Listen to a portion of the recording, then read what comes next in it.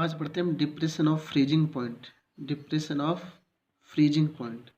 तो first of all question arising in mind, what is freezing point. तो freezing point क्या होगा कि जिस टेम्परेचर पे वेपर प्रेशर लिक्विड की और सॉलिड की इक्विलिब्रियम में होगी। The freezing point of a substance may be defined as the temperature at which vapour pressure of liquid is in equilibrium with vapour pressure of solid. यानी solid की vapour pressure और liquid का vapour pressure दोनों equilibrium होंगे, दोनों same होंगे, तो उसको बोलेंगे फ्रीजिंग पॉइंट। यानी कि सॉलिड हो चाहे गैस हो लिक्विड हो, तीनों को क्या इक्विलिब्रियम में वेपर बनती रहेगी, तो उनका वेपर प्रेशर इक्विलिब्रियम में हो तो वो फ्रीजिंग पॉइंट होगा। तो हमने पहले भी बात की थी, यदि यहाँ पे प्योर सॉल्वेंट लेंगे वाटर, ये प्योर सॉल्वेंट है वाटर, तो वाटर प्योर सॉल्वेंट है, तो इसका फ्रीजिंग पॉइंट वाटर जानते हो 0 डिग्री सेल्सियस होता है, 273 केल्विन होता है। लेकिन जब आप वाटर में क्या है नॉन वोलेटाइल कोई सॉल्यूट मिक्स कर दिया तो बन गया सॉल्यूशन। तो सॉल्यूशन बनने से मैंने पहले ही डिस्कस किया था कि इसका सरफेस जो है, इस सरफेस पे क्या है, सरफेस पे सॉलिड पार्टिकल जाएंगे, सॉलिड पार्टिकल आ जाने से क्या इसकी वेपर कम बनेगी, इसका वेपर प्रेशर कम हो जाएगा सॉल्यूशन का। तो सॉल्यूशन का वेपर प्रेशर कम होने से, वेपर प्रेशर लो होने से फ्रीजिंग पॉइंट भी लो हो जाएगा। तो ये जो फ्रीजिंग पॉइंट इसका हो जाएगा TF हो जाएगा लगभग -1 चेंज हो जाएगा। जैसे यहाँ 0 है तो 0 से यहाँ हो जाएगा -1। जनरली ये भी देखा गया है कि न्यूमेरिकल्स में ये बॉइलिंग पॉइंट में चेंज या फ्रीजिंग पॉइंट में चेंज 4 या 5 डिग्री सेल्सियस का होता है। जब फ्रीजिंग पॉइंट की बात करें तो इसमें 4-5 डिग्री सेल्सियस या 4-5 केल्विन का होता है चेंजेज। एक इथिलीन ग्लाइकोल है उसमें हो सकता है 15 डिग्री सेल्सियस का चेंजेज। जनरली न्यूमेरिकल्स में क्या है 2, 3 या 4, 5 का चेंजेज होगा। तो ये फ्रीजिंग पॉइंट में क्या है डिप्रेशन है, कमी आ जाती है, फ्रीजिंग पॉइंट में कमी आ जाती है। अब देखो इसका जब ग्राफ देखते हैं, हम ग्राफ देखेंगे इसमें, तो ग्राफ देखिए हम खींचेंगे टेम्परेचर और वेपर प्रेशर के बीच में ग्राफ खींचेंगे, टेम्परेचर और वेपर प्रेशर के बीच में ग्राफ अपलोड करेंगे। तो ये ऊपर वाला लाइन वो है सॉल्वेंट की है, नीचे वाला लाइन इसमें सॉल्यूशन की है। तो यहाँ पे देखो टेम्परेचर डिक्रीज होगा तभी फ्रीज होगा, इसको क्या टेम्परेचर का डिक्रीज करेंगे सॉल्वेंट को, तो ये आएगी AB लाइन, ये पॉइंट A, ये पॉइंट B। AB पॉइंट किसके लिए, ये A से लेके B तक ये पॉइंट है प्योर सॉल्वेंट का, प्योर सॉल्वेंट का। यहाँ तक सॉल्वेंट है वो लिक्विड में रहेगा।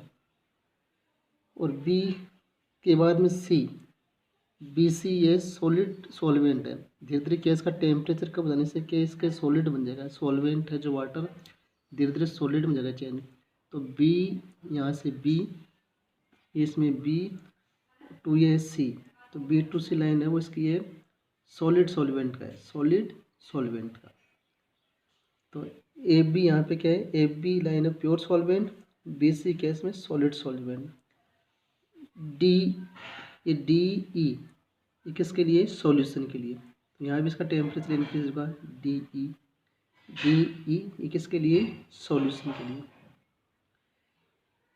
अब यहाँ E देखो, E ऐसा पॉइंट है जहाँ पे BC और ये DE, BC और ये दोनों मिलते हैं, BC और DC, BC और ये DC दोनों का ये मैचिंग पॉइंट है, दोनों मिलते हैं E पे। तो E यहाँ पे क्या मिलते हैं, यहाँ पर E दोनों आपस में मिलते हैं। तो ये क्या है, इनके फ्रीजिंग पॉइंट के बारे में डिस्कस करेगा, बताएगा ये। तो ये TF नोट, तो जहाँ भी नोट आएगा, नोट मतलब स्टैंडर्ड, वो सॉल्वेंट के लिए आएगा। जैसे हम पहले भी था TB नोट, तो वो क्या है सॉल्वेंट का बॉइलिंग पॉइंट है। ये TF नोट है सॉल्वेंट का फ्रीजिंग पॉइंट है। तो सॉल्वेंट का फ्रीजिंग पॉइंट पहले ज़्यादा था टेम्परेचर, सॉल्यूशन का फ्रीजिंग पॉइंट कम हो गया। तो TF नोट फाइनल है और TF यहाँ पे इनिशियल है। तो निकालो डेल्टा TB, तो delta TF delta T F क्या आएगा, डेल्टा टी एफ इसमें आ जाएगा वो initial minus final minus initial, तो ये आएगा T F note minus T F note इसमें है फाइनल, टी एफ इसमें है इनिशियल, टी एफ नोट इसमें है फाइनल, ये सॉल्वेंट का है वो ज़्यादा होगा, और टी एफ इसमें है सॉल्यूशन का वो कम होगा, डेल्टा टी एफ। और डेल्टा टी एफ किस पे डिपेंड करता है, कोलिगेटिव प्रॉपर्टी है, और डिपेंड करता है नंबर ऑफ सॉलिड पार्टिकल्स पे, कितना इसमें सॉलिड पार्टिकल्स पे मिक्स किया है, और डिपेंड करेगा इसकी मोलिलिटी पे, डिपेंड करता है मोलिलिटी पे। तो इसको डेल्टा टी एफ को प्रोपोर्शनल कर दो आप मोलिलिटी एम, और इसको उठाएंगे तो इसमें आ जाएगा के एफ एम, इसका जाएगा के एफ एम। के एफ यहाँ पे क्या है, कांस्टेंट है, क्रायोस्फेरिक कांस्टेंट, या इसको बोलते हैं molal freezing point constant, molal freezing point constant के एफ। जैसे हमने निकाला था एम की वैल्यू कल के बी के लिए, बॉइलिंग पॉइंट वाले कांस्टेंट के लिए, इसी तरह से भी निकाल सकते हैं एम की वैल्यू। तो दोनों को इसमें क्या रिलेशन है इसको हम देखें तो ध्यान से, ये एलिवेशन ऑफ बॉइलिंग पॉइंट और ये यहाँ पे डिप्रेशन ऑफ फ्रीजिंग पॉइंट, दोनों का डिस्कस करेंगे इसमें। देखो यहाँ पे डेल्टा टी बी जो जिसमें डिफरेंस है बॉइलिंग पॉइंट का वो है T B minus T B naught, और यहाँ डेल्टा टी एफ होगा T B naught minus T F. मैंने बोला था कि नोट जो आ रहा है इसमें नोट के मतलब किसके लिए, सॉल्वेंट का है, तो यहाँ पे सॉल्वेंट का बॉइलिंग पॉइंट कम हुआ था,